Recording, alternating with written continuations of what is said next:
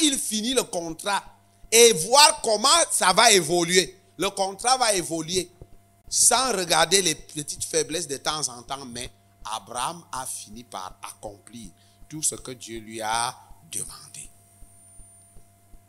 Maintenant, les bénéfices qui sont dans ce contrat, ces bénéfices sont tellement immenses que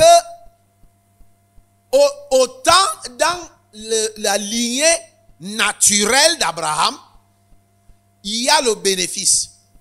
Autant nous qui nous disons aussi fils d'Abraham aujourd'hui, nous avons aussi les bénéfices dans cette alliance. Mais le problème, c'est que entre les deux alliances, est-ce qu'il y a conflit? À cause du fait que les chrétiens semblent faire comme s'il y a conflit entre les deux alliances. Cela leur cause des problèmes au point où ils ne sont pas capables de bénéficier de ce qui était lié à l'ancienne alliance. C'est ça le premier problème. Parce que honnêtement, Dieu a fait le contrat. C'est lui qui a proposé, c'est lui qui a dit. Et il a dit à Abraham tout ce qu'il va faire. Je te bénirai. Je rendrai ton nom grand. Est-ce que Dieu ne l'a pas fait? Il l'a fait. Je multiplierai. Il dit que tes enfants seront comme les étoiles du ciel. Dieu a fait tout ce qu'il a dit à Abraham. Quand nous venons, nous entendons par ancienne alliance. Et si nous parlons de l'ancienne alliance, elle est ancienne en quoi? Et si nous disons dans la nouvelle alliance, montrez-nous votre alliance. Et quelle est votre alliance? Quand Dieu nous visite, il dit, vous dites que vous êtes d'où? Nous sommes des nouvelles alliances. Il dit, bon, montrez-moi les termes. Qu'est-ce que j'ai dit là-dedans? Chacun ouvre la bouche. Il dit, ah, tu nous as donné Jésus-Christ. Il dit, c'est tout.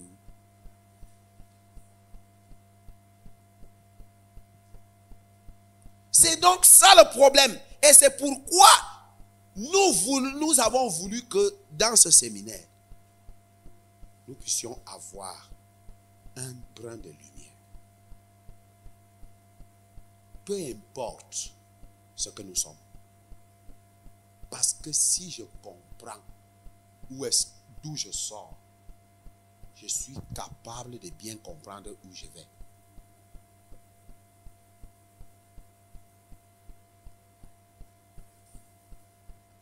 Donc, honnêtement parlant, nous avons un sérieux problème. C'est que dans les termes de ce contrat, dans les termes de l'ancienne alliance, il y a des éléments dedans qui ne sauraient jamais être anciens ou nouveaux. Or, l'attitude des chrétiens dans la nouvelle alliance, c'est une attitude ce qui doit être maintenant la force même des chrétiens. Nous faisons comme si Jésus est venu abolir la loi. Or, nous venons de lire un texte qui nous ramène, le texte de Jésus nous ramène, c'est-à-dire c'est un texte qui nous tient par la nuque pour nous amener dans l'ancienne alliance. Venez vous asseoir d'abord ici. Venez vous asseoir. Ne pensez pas, ne croyez pas que je sois venu abolir. Je ne suis pas venu abolir. Je suis venu faire quoi? Accomplir. Or, si quelque chose est accompli, mais cette chose est bonne, ce n'est pas ça. Écoutez-moi bien. les chrétiens ont des problèmes. Parce que dans les termes de l'ancienne alliance, ce que Dieu a dit à Abraham et à ses fils,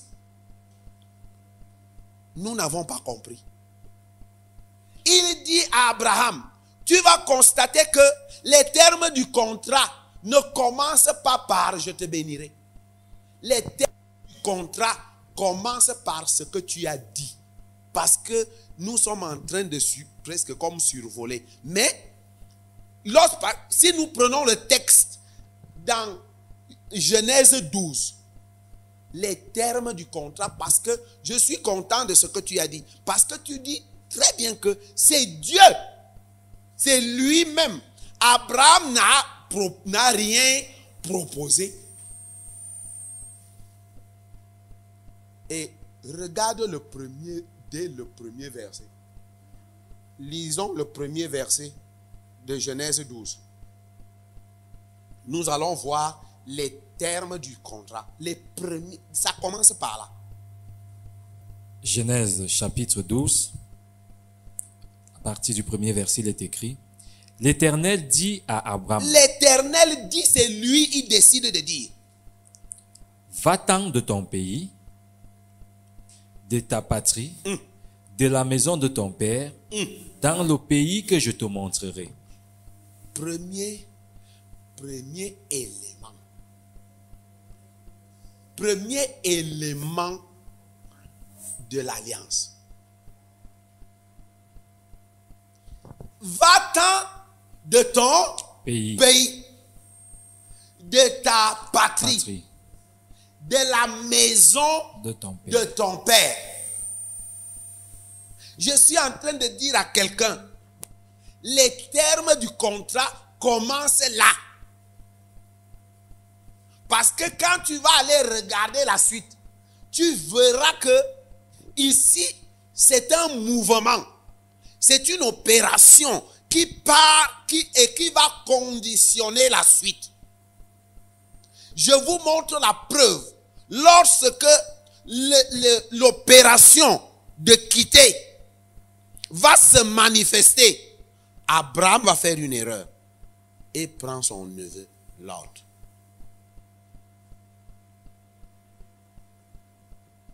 Or, les termes, Abraham n'a pas encore compris le contrat. C'est pourquoi Dieu ne lui imputait pas ses erreurs. Parce qu'il savait qu'il n'a pas encore compris le contrat. Parce que le nom de Lot signifie voile. Donc maintenant, il va voiler sa propre vision. Dieu est en train de déposer une vision en lui. Abraham a voilé ses yeux et curieusement, Lot va lui créer des problèmes après. Donc ici, les termes du contrat, parce que le Dieu qui a suscité le contrat est prêt à respecter chaque terme de son contrat. Dieu est prêt à respecter chaque terme de son contrat. C'est pourquoi il n'ouvre pas la bouche au hasard. C'est pourquoi il ne dit pas n'importe quoi. Mais les chrétiens ont de sérieux problèmes. Il faut que vous puissiez vous réveiller. Connaissez qui est votre Dieu. Connaissez-le avant d'aller le juger. Avant d'aller condamner Dieu, que ma vie n'a pas de sens. Je ne comprends pas. De quelle vie tu parles? As-tu un contrat? As-tu une alliance? Et s'il y a alliance, respectes-tu les termes? Voilà le problème. Les gens veulent être des chrétiens aujourd'hui. Des chrétiens intellectuels. Ils ont des calculatrices scientifiques en main avec Dieu. Tac, tac, tac. Non, bon, il ne peut pas faire ça. Il ne m'a pas fait ça. Bon, il va faire. Non, il a fait ça à tel. Ils écoutent des témoignages. Les témoignages, c'est bon. Et c'est ces témoignages qui doivent te motiver pour que ton cœur dise aussi, moi aussi, Dieu aussi veut Dieu. Si Dieu a fait ça à tel, il va aussi me faire. Alors, tu t'engages, tu trouves des gens qui s'engagent dans le Seigneur avec des calculatrices scientifiques. trouve pas. On ne trouve pas. Regardez les premiers termes. Si vous revenez, parce que la Bible dit, Dieu a dit à Abraham, je te donnerai ta progéniture. Tes fils et tes filles seront plus nombreux que les étoiles du ciel. Dieu ne parle pas, on peut compter le peuple d'Israël. Est-ce que vous êtes d'accord avec moi? On peut faire le dénombrement là-bas, on peut connaître le nombre de personnes qu'il y a à Israël. Dieu ne parlait pas que des enfants naturels. Dieu parlait de ceux qui seront enfants comme toi et moi par rapport à la foi. Alors si toi et moi nous sommes d'Abraham, cela veut dire que les termes de l'ancienne alliance nous concernent quelque part. Et nous avons fait cela parce que c'est monnaie courante aujourd'hui. C'est cet évangile que nous voulons absolument montrer. Oui, montrons Jésus-Christ notre Sauveur et Seigneur. C'est ça, c'est vrai. Mais si Jésus est né dans l'ancienne alliance, il est né dans l'ancienne alliance, ce n'était pas pour abolir, mais c'était pour accomplir.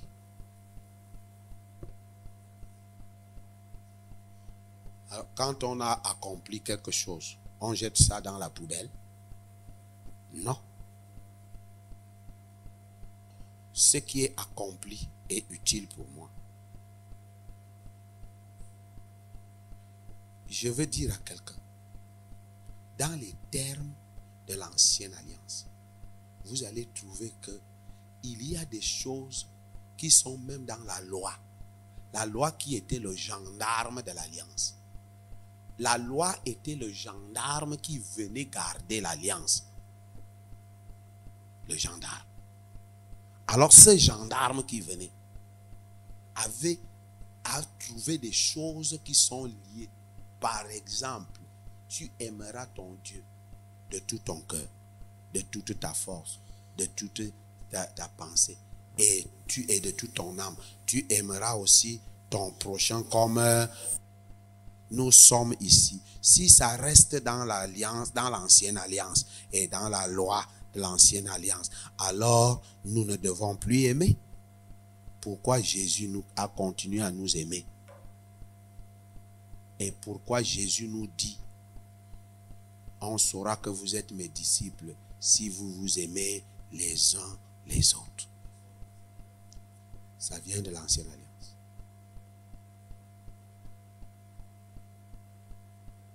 Bien-aimé, je suis en train de vous dire, il est temps que tu t'arrêtes un peu quelque part, que tu commences à comprendre que l'ignorance est le facteur premier de tes problèmes dans la vie. L'ignorance.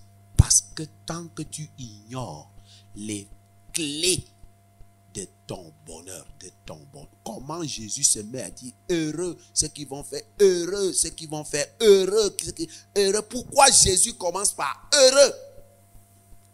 Parce que dès que tes yeux s'ouvrent, tu commences à découvrir qui est réellement Dieu, automatiquement tu deviens heureux. Les chrétiens veulent vivre aujourd'hui. Je vais dire à quelqu'un,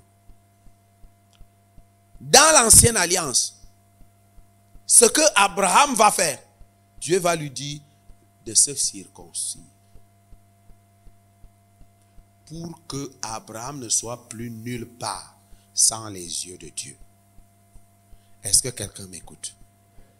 C'est cette alliance qui fait que quand un jeune homme, on l'appelle David, il a 13 ans et va aller rencontrer un costaud type qu'on appelle Goliath, un Philistin qui insulte l'armée de Dieu. Un enfant de 13 ans qui n'a jamais fait l'armée. Et là va décider. Qu'est-ce qui a poussé David à décider d'aller tuer Goliath? David, quand il a regardé dans son pantalon, au-dedans de son pantalon, il a trouvé qu'il y a l'alliance là-bas. Et celui-ci, il n'a aucune alliance. Et s'il a même des alliances, il a des alliances avec Satan. Et Satan ne peut pas vaincre mon Dieu. Autrement dit, je suis strictement, comme on dit dans les mathématiques, strictement supérieur. Pas supérieur ou égal. Je suis strictement supérieur à cet homme. Et David s'est souvenu qu'il est dans l'alliance avec Dieu. Dieu s'est souvenu de cette alliance. Un caillou a réussi à détruire un homme puissant d'une armée puissante. Un caillou l'a détruit. Ce n'est pas le caillou qui a tué Goliath. C'est les termes de l'alliance. Oui. Matthieu chapitre 5, verset 17, que ne croyez pas que je sois venu abolir la loi, mais accomplir. Mais on nous dit encore dans Hébreux chapitre 8, verset 7. En effet, si la première alliance avait été sans défaut, il n'aurait pas question de la remplacer par une autre. J'aimerais comprendre. C'est une bonne question qui trouble les chrétiens. Et quand les chrétiens ne comprennent pas ça, ils s'emballent. Il a bien dit, l'alliance pouvait avoir des défauts. Il n'a pas dit que l'alliance était fausse. Est-ce qu'on est d'accord? L'alliance n'a pas été sans défaut. Ça signifie que dans cette alliance, il y a des choses que Dieu lui-même avait déjà préparées qu'il viendra renouveler dans une autre alliance. Dieu l'avait déjà préparé. Dieu n'a pas fait d'erreur. C'est pourquoi Jésus dit, et c'est justement pourquoi Jésus dit qu'il n'est pas venu abolir. Il est venu faire quoi? Accomplir. C'est-à-dire que les choses, parce que la loi était comme une chose qui pesait sur la tête de quelqu'un, car tu ne pouvais pas faire ce que la loi te demande. Tu ne pouvais pas, même si tu fais quoi, tu ne pouvais pas. Alors, Jésus, lui, il peut. Et c'est pourquoi il vient peu, comme quelqu'un a chanté que tu as dit que tu peux peu alors. Jésus est donc venu peu pour toi. Donc, lui. Or, si Jésus est venu le faire pour toi, cela signifie que tu l'as déjà fait. Ce n'est pas ça. Attends. Jésus dit, je suis venu faire quoi? Accomplir. Si j'ai payé ta dette, le magasin t'appelle encore au téléphone. Te dit que on voit ici que tu as dans ton ardoise, il y a encore une somme d'argent que tu n'as pas encore payée. Et toi, tu es au courant. Qu'est-ce qui va se passer? Tu vas amener la facture, non? Voici la facture. Et quelqu'un est venu payer. Bon. Et le magasin va te dire, ce n'est pas toi qui as payé. C'est quelqu'un d'autre qui est venu payer. Mais nous, on sait que c'est toi qui nous dois de l'argent. C'est comme ça. Qu'est-ce qui va se passer? Le magasin va dire, oui monsieur, vous avez raison. Vous avez certainement payé. Nous avons déjà accompli la loi. Mais ce n'est pas nous-mêmes. C'est Christ qui l'a accompli. Alors, puisque Christ l'a accompli pour nous, ça veut dire que nous avons accompli la loi. Et si nous avons accompli la loi, cela signifie que nous devons vivre dans l'accomplissement de la loi. Parce que le problème de la nouvelle alliance, c'est ça. La nouvelle alliance est l'accomplissement de l'ancienne alliance. Il y a des éléments qui étaient dans l'ancienne alliance. ces éléments sont accomplis en Jésus-Christ. Maintenant, nous devons venir vivre dans cet accomplissement.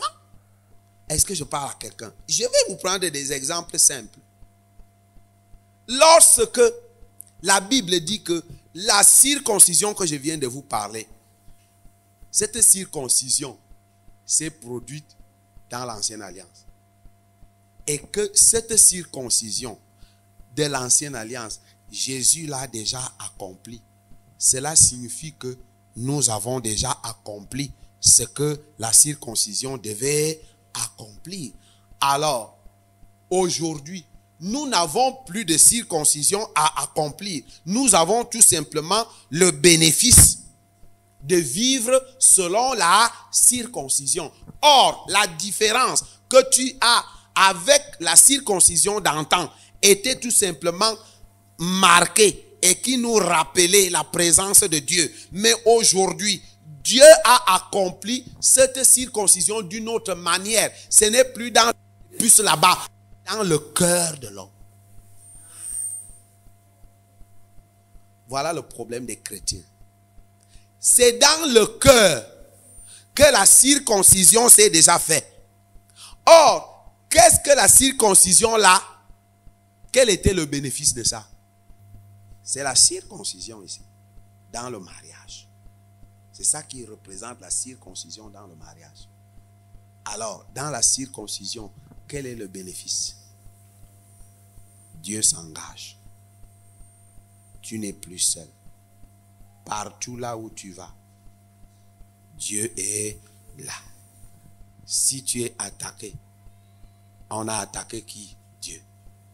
Si tu es tombé, c'est Dieu qui te relève. Ça, c'est la circoncision du passé. Maintenant, elle n'est pas dans le corps. Elle est où? Dans le cœur. Ça signifie que un chrétien doit être supérieur à la circoncision du corps. Pourquoi? Parce que la circoncision du corps était un Dieu qui était sur la peau. Avec moi, on marchait ensemble. Donc, il touchait ma peau. Mais maintenant, il habite en moi. Je veux te poser une question. Quand le président de la République est en train d'arriver, est-ce que vous voyez des gens à côté de lui? La voiture, il est dans la voiture. Vous voyez comment il est, non? Dans la voiture là, est-ce que le président est en train de courir? Qui est-ce qui court? Le président est où? Il est assis.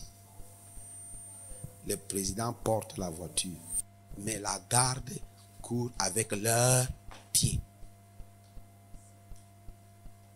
Il y a différence entre le chef d'État et les gens qui sont à côté. Tous sont pour cette voiture, non? Les deux sont là pour la voiture. Et la voiture joue deux rôles. Il y a un rôle dans la voiture, quelqu'un qui est assis. Mais un autre rôle, c'est quelqu'un qui marche. Je veux te dire, Dieu était avec toi pendant que tu marchais dans l'ancienne alliance. Mais dans la nouvelle alliance, Dieu est où?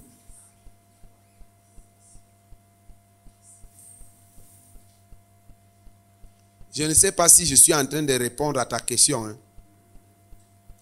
Donc le problème c'est que de la même manière que Dieu a proposé l'alliance à Abraham, cette alliance n'était pas une alliance qui s'arrêtait seulement à Abraham. Cette alliance était une alliance qui devait arriver jusqu'à toutes les générations d'Abraham. Mais pour arriver à notre niveau, Dieu change tout simplement de formule. C'est-à-dire que l'alliance devient... La nouvelle alliance n'est pas ce qui abolit l'ancien. La nouvelle alliance est ce qui était, tout ce qui pouvait être dans la nouvelle alliance comme défaut. Comme on vient de dire dans Hébreu. Que l'ancienne alliance n'était pas sans défaut. Maintenant, tout ce qui était défaut, qui pouvait être limité, qui pouvait être, c'est déjà dans la nouvelle alliance. Mais la question que je veux donc te poser, pourquoi les gens qui étaient dans l'ancienne alliance faisaient des exploits que nous, on ne parvient pas à faire? Hein? Alors, qui va donc nous répondre à cette question? Cette question, j'ai commencé à la répondre tout à l'heure. Parce que justement, est-ce que tu es sûr que tu es dans l'alliance avec Dieu? Je n'ai pas demandé si tu es sûr que tu es chrétien. Hein? Je n'ai pas demandé si tu es sûr que tu es chrétien. Là-bas, je ne sais, moi je peux même t'encourager. Tu es même 2 fois chrétien. Mais la question se pose. Puisque c'est l'alliance qui engage Dieu, Dieu est tenu par l'alliance. Il dit qu'il veille sur sa parole pour l'exécuter. Dieu est tenu par sa parole. Est-ce que honnêtement parlant, tu es dans l'alliance avec Dieu? Comment veux-tu que Dieu vraiment s'engage à fond? Les chrétiens d'aujourd'hui, nous sommes des intellectuels. Puisque dans l'ancienne alliance, tu vas constater que Dieu dit à Abraham, tu vas te circoncire. Est-ce que la circoncision qui est partie du bas là-bas pour monter dans le cœur, ça s'est déjà accompli en toi? Parce que la circoncision signifie que tu portes déjà l'alliance. Et partout là où tu vas, tout le monde doit remarquer. On va remarquer comment? On va remarquer parce qu'on va voir en toi les signes de l'alliance. Les signes de l'alliance. Est-ce que si on te regarde, honnêtement parlant, est-ce qu'il y a des signes? Je vais vous dire quelque chose. Il n'y a pas de terme dans l'ancienne alliance que si vous regardez profondément, vous ne trouverez pas dans la nouvelle alliance. Cela veut dire quoi? L'ancienne alliance n'était pas sans défaut. On n'a pas dit que l'ancienne alliance était une faute, était fausse. Non. Non. Dieu n'a pas fait d'erreur. C'est que Dieu connaissait que il va étape par étape. Donc, autrement dit, la première étape, les choses que Dieu limitait étaient justement limitées par rapport à cette étape, à la période, à l'époque. Maintenant que ces choses ne peuvent pas, dans l'époque que nous sommes aujourd'hui, ça sera des choses qui risquent de se ressembler comme des défauts. Or, ce n'était pas des défauts, c'était limité à l'époque, par rapport à l'époque. Je vous prends par exemple le premier terme, que ce que moi je considère comme le premier terme dans l'Ancien Testament. Est-ce que dans le Nouveau Testament, nous pouvons trouver le terme d'équité? Hein?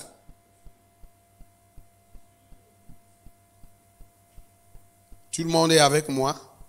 Dans la Nouvelle Alliance, parce que si nous ne connaissons pas les termes de la Nouvelle Alliance, est-ce que le terme que tu as dit dans Abraham là, que Dieu a dit quitte ton pays, quitte, est-ce que ce terme est valable dans la Nouvelle Alliance? Jésus t'a dit que si quelqu'un veut me suivre, qu'il fasse quoi? Qu'il renonce à lui-même. qu'il renonce à lui-même, qu'il se charge de sa croix et qu'il me suive.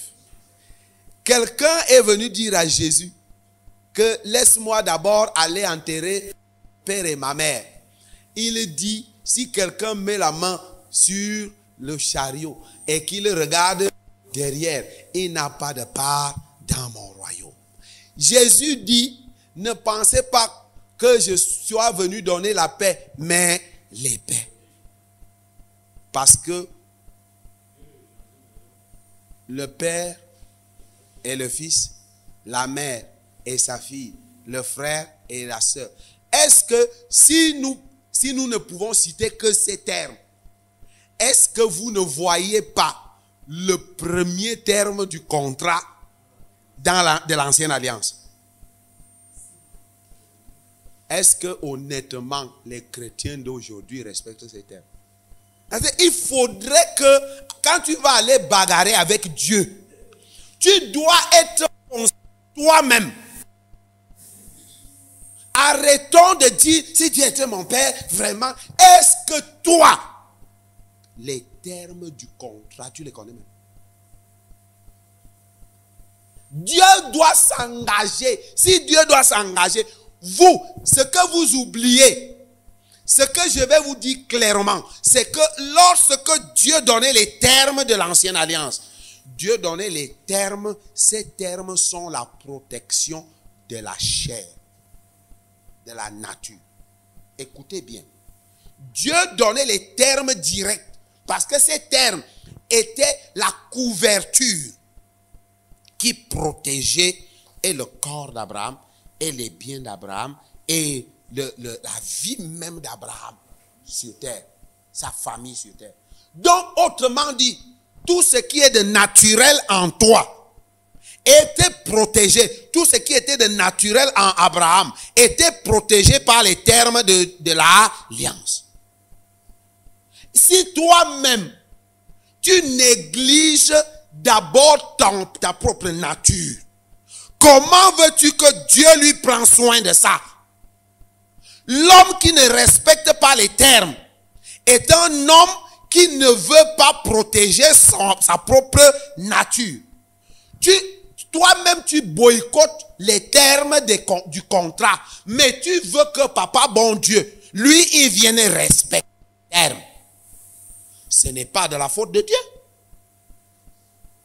Quelle est la vie que je mène?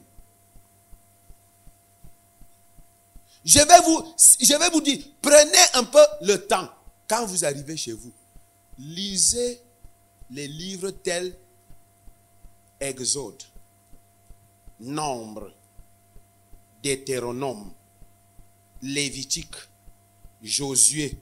Allez lire ces livres corrects, les 5 livres de Moïse. Vous allez constater que dans les termes de l'ancienne alliance, les Israélites, que ce soit depuis Abraham jusqu'au peuple d'Israël, jusqu'à Moïse, jusqu'à ce que Jésus vienne, Israël vit à huis clos.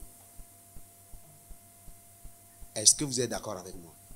Israël vit comme un peuple mis à part. Allez lire. Israël ne se mélangeait pas au monde. Et toutes les fois que Israël se mélangeait avec les gens du monde, ça leur crée à eux-mêmes les problèmes. Et immédiatement, Dieu les punissait et il les envoyait en exil. Parce que Dieu a fait un peuple à part. Parce que dans les termes du contrat, Dieu dit à Abraham, quitte ta patrie, quitte ta maison de ton père, quitte ta famille, sors de là. Parce que quand Dieu veut utiliser quelqu'un, il n'a pas besoin de mélange. Quand Dieu veut t'utiliser, dans les vrais termes, quand Dieu veut faire de toi ce que lui, il estime grand, il va d'abord t'exiger de tout perdre. Parce que si tu ne perds pas tout, tu ne peux pas récupérer tout.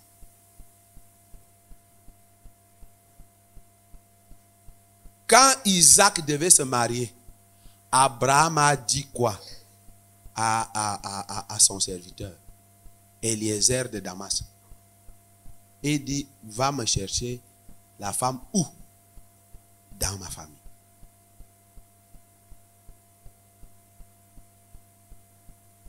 Je veux vous dire, les jeunes d'aujourd'hui, vous ne voulez pas connaître Dieu.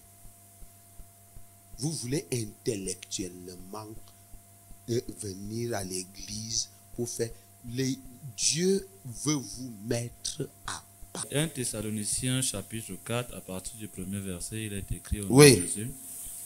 Au reste, frères, frère, puisque vous avez appris de nous comment vous devez vous conduire et plaire à Dieu. Et faire quoi? Et plaire à Dieu. Vous devez vous conduire et plaire à Dieu. Et que c'est là ce que vous faites. Et c'est là. Oui. Nous vous prions. Nous vous prions. Et nous vous conjurons au nom du Seigneur Jésus. Oui. De marcher à cet égard de progrès en progrès. De marcher à cet égard de progrès en progrès. Ici, Paul est en train de parler à l'église des Thessaloniciens que vous avez commencé à comprendre parce que les échos nous arrivent. Vous avez commencé à comprendre et Paul les amène progressivement à comprendre qu'est-ce qu'ils sont en train de comprendre. Vous savez, en effet, oui, quels préceptes nous avons donnés. Vous savez en effet quels sont les préceptes, qu'est-ce que nous vous avons donné comme directive, comme la façon de vivre, comme la façon de marcher. De la part du Seigneur Jésus. De la part de qui? Du Seigneur Jésus. C'est lui qui signe le contrat de la nouvelle alliance. Ce que Dieu veut. Voici ce que Dieu, lui, il veut. C'est votre sanctification. C'est quoi? Votre sanctification. C'est quoi? Votre sanctification. C'est la sanctification, c'est quoi? Ce n'est pas ce qu'on vous a enseigné. On vous a dit que la sanctification, c'est s'abstenir de coucher avec un homme qui n'est pas ton mari. S'abstenir de coucher avec une femme qui n'est pas ton épouse. Ce n'est pas boire l'alcool. C'est de ne pas faire ceci. Alors beaucoup se sont rendus des hypocrites dans la fausse sanctification qu'on vous a enseigné. Quand ils ne couchent pas avec les femmes, les filles d'autrui qui ne sont pas levées et ils se masturbent dans les toilettes. Ils deviennent des hypocrites. Ils ont cru que la sanctification, c'est pourquoi beaucoup ont vécu ce calvaire. Ils sont en train de vivre un calvaire. Beaucoup sont dedans. Et on leur a dit que la sanctification, c'est tous les interdits qu'il y a dans l'église. Or, la sanctification, c'est quoi? La sanctification, c'est ce que Moïse faisait à Israël, aux ustensiles, au temple. Il faisait quoi? Il mettait ces choses à part pour Dieu. C'est-à-dire, ce qui appartient à Dieu ne doit plus appartenir à qui que ce soit d'autre. Donc, lorsque Paul parle de la sanctification ici, nous revenons automatiquement, immédiatement dans le premier terme du contrat de Dieu et d'Abraham, où tu dois vivre à part pour Dieu. Ta vie doit être consacrée.